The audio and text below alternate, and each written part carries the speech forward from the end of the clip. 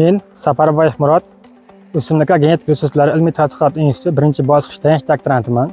Mening ilmiy tadqiqot mavzuyim sholli seleksiyasida qurg'oqchilikka chidamli, yuqori hosildor erta pishar donorlarni tanlashga qaratilgan.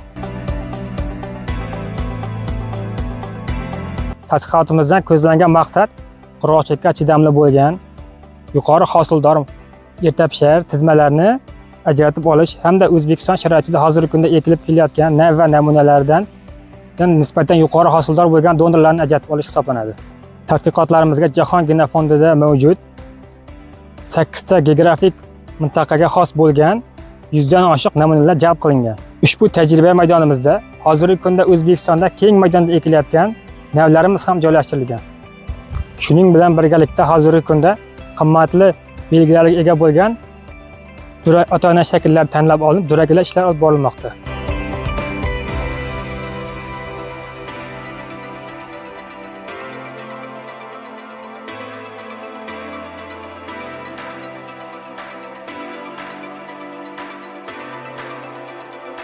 Hozirda biz qurg'oqchilikka chidamli tizmalarni ajratib olishimiz uchun tomchab sug'orish usulini yo'lga qo'yganmiz.